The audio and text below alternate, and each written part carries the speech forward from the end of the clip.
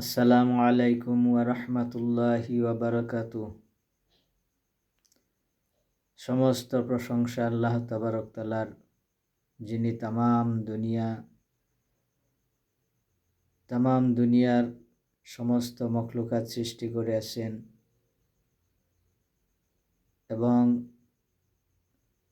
হযরত মুহাম্মদ নবী করিম সাল্লাল্লাহু আলাইহি ওয়াসাল্লামের উপর লাখ লাখ দরুদ। আমার প্রিয় ফলোয়ার্স, ভাই বোন এবং ভিউয়ার্স, আপনাদের সবাইকে অনেক অনেক ধন্যবাদ, অভিনন্দন। আপনারা আমার পেজে এসেছেন, ফলো করেছেন, আমাকে সাপোর্ট করেছেন, তার জন্য আপনাদের সবাইকে ধন্যবাদ। তো আজ একটি হাদিস পড়ব, আজানের বিবরণ। মুসলমানদের মধ্যে আজানের প্রচলন, আজানে আলোচনা পবিত্র কোরআনে রহিয়াছে, যথা আল্লাহ বলেন, হে মুসলমান, দেখো কাফেররা তোমাদের কত বড় ঘোর শত্রু। যখন তোমরা নামাজের প্রতি আহ্বান জানাও, অর্থাৎ আজান দাও, তখন তাহারা উহাকে লইয়া ঠাট্টা বিদ্রূপ ও হাসি তামাশা করিয়া থাকে, কারণ তাহারা জ্ঞানশূন্য সম্প্রদায়।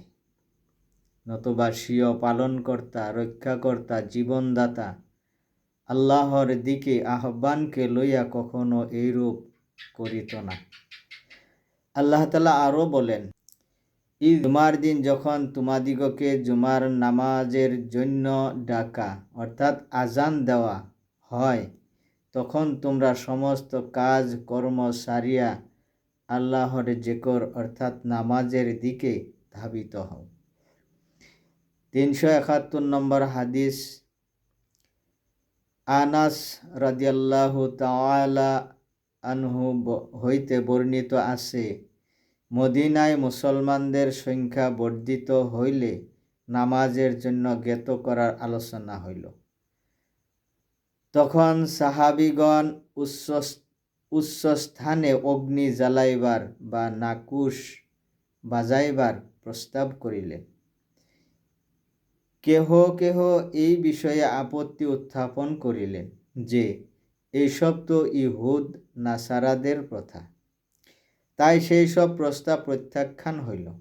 তারপর আজান একামতের প্রথা সাব্যস্ত হইলে রাসূলুল্লাহ সাল্লাল্লাহু আলাইহি ওয়াসাল্লাম বেলাল রাদিয়াল্লাহু তাআলা আনহুকে আদেশ করিলেন আজানের বাক্যগুলি দুই দুই বার এবং একামতের বাক্যগুলি এক একবার বলিবার জন্য, কিন্তু কদ কামাতিস সালাহ বাক্যটি একামতের মধ্যে দুইবারই বলিবে।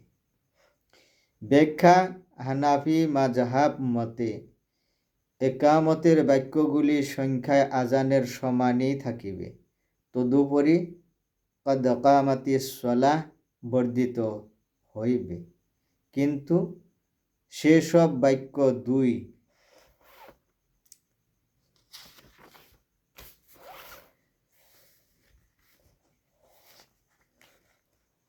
দুইবার রহিয়াছে আজানের মধ্যে, উহার প্রত্যেকবার পৃথক পৃথক শ্বাসে বলিতে হইবে, এবং একামতের মধ্যে উহার দুই দুই বারকে মিলাইয়া একসঙ্গে বলিতে হইবে।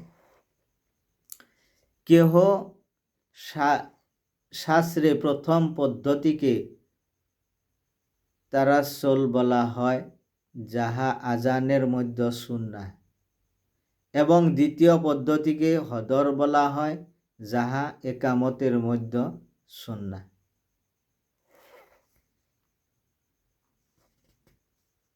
আল্লাহ তাবারক তাআলা আমাদের সবাইকে এই হাদিসটি পড়া শোনার থেকে বেশি বেশি আমল করার জন্য তৌফিক দান করুক, আমিন।